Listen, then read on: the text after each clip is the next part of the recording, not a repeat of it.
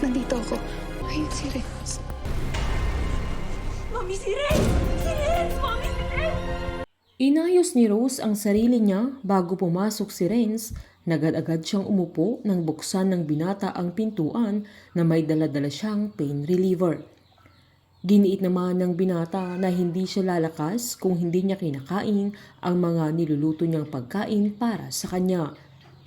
Nagpanggap si Rose na sumasakit ang ulo niya kaya inalalayan siya ni Renz sa kama niya. Sabay binigyan siya ng binata ng gamot at sinabing mawawala din ang sakit ng ulo niya. Hiniling ni Rose na tulungan siya ni Renz na hindi niya lubos akalain na ganun sila magtatapos at hindi niya alam na hahantong sila sa ganong sitwasyon. Umalma naman si Renz na hindi pa katapusan ng pagsasama nila dahil nagsisimula pa lang ulit sila.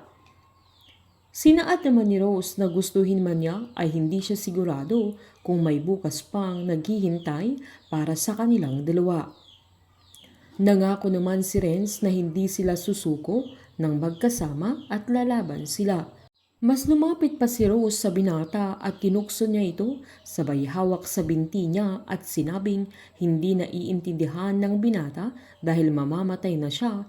Agad namang sinabi ni Renz na hindi niya hayaang mangyari ang bagay na yun kaya niyakap siya ni Rose na agad namang niyakap ni Renz at binitawan niya ang cellphone niya. Unti-unting binaba ni Rose ang kamay niya hanggang makapanya ang cellphone ng binata at nilayo niya sa mga kamay ni Renz.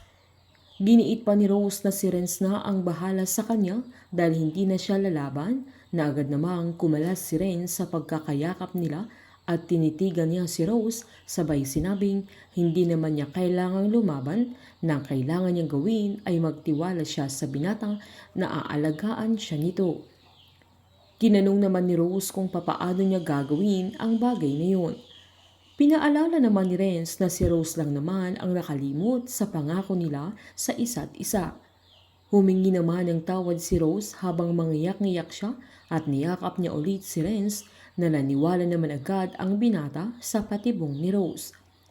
Tinanong ni Renz kung sigurado na si Rose na matatanggap siya ulit nito na agad namang sinabi ni Rose na wala na siyang magagawa pa.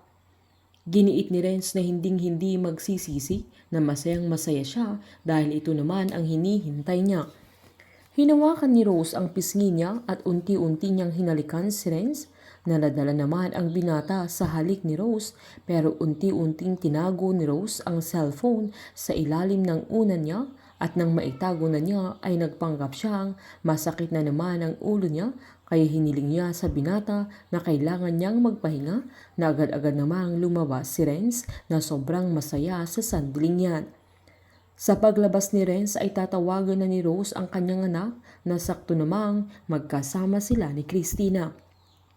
Mahuhuli ni Renz si Rose na gamit niya ang cellphone niya kaya mas lalo niya itong hihigpitan. Sobra-sobra na ang pagdurusa ni Rose sa mga kamay ni Renz at Christina na kahit wala na siyang kalaban-laban. Sa likod ng mga plano nila Christina at Renz ay maililigtas ni Matt si Rose sa kanilang mga kamay at makukuha nila ang hustisya para sa kanilang lahat. Painit ng painit ang mga tagpo, sabay-sabay po nating subaybayan ng advance episode at ang huling 5 gabi ng Unbreak My Heart dito po sa aking channel. Patuloy lamang pong manood at mag-subscribe para ma-update po kayo sa mga susunod na episode. Marami pong salamat.